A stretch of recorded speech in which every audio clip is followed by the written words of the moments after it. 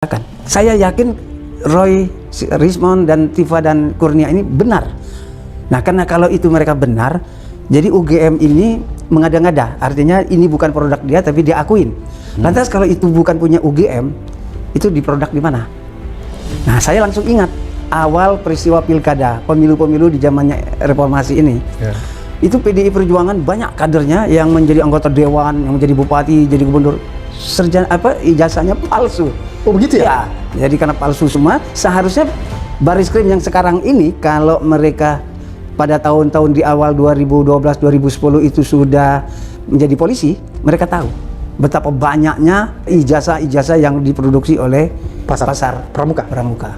Bitor Suryadi atau Bambang Suryadi menyebut ijazah Jokowi dicetak di pasar Pramuka pada tahun 2012 lalu.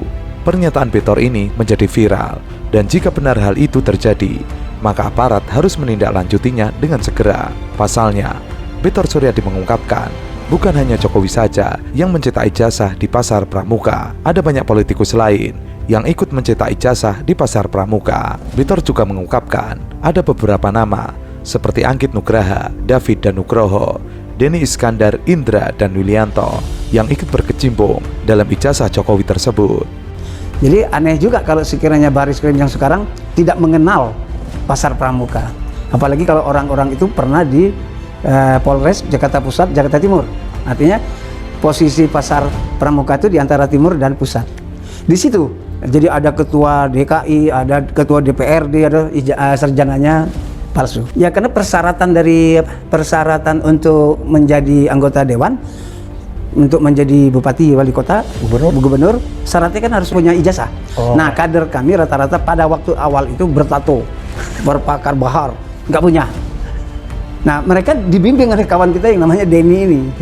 Nah, Denny inilah yang mencari di mana orang-orang yang mampu, ahli untuk membuat ijazah.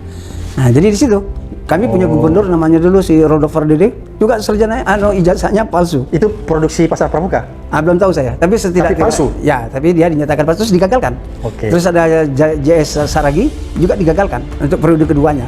Nah, jadi kita belajar dari situ, saya terus teringat ada pasar Pramuka. Kemudian, Ketua DPRD DKI Jakarta periode 2014-2024 Prastio Edi Marsudi, mantan Ketua KPU DKI Jakarta Juri Ardiantoro, mantan anggota DPRD DKI Jakarta fraksi Gerindra M. Syarif, dan mantan Gubernur Lemhanas Andi Wijayanto perlu ikut diperiksa. Bitor mendesak aparat tidak tebang pilih menangani kasus dugaan ijazah palsu Jokowi. Meski pasar Pramuka telah terbakar pada 2 Desember 2024 lalu, ia menduga banyak bukti dan saksi yang menghilang. Ia berharap tidak ada kesengajaan pihak-pihak tertentu untuk menghapus jejak ijazah tersebut. Diketahui tudingan ijazah palsu Jokowi dicetak di pasar Pramuka diungkapkan oleh Bitor Suryadi pertama kali di media online. Ia mengatakan ijazah Jokowi dicetak ulang di pasar Pramuka. Nah, saya cek setelah pulang dari Solo itu, saya lacak ke kawan-kawan saya yang di kader kan.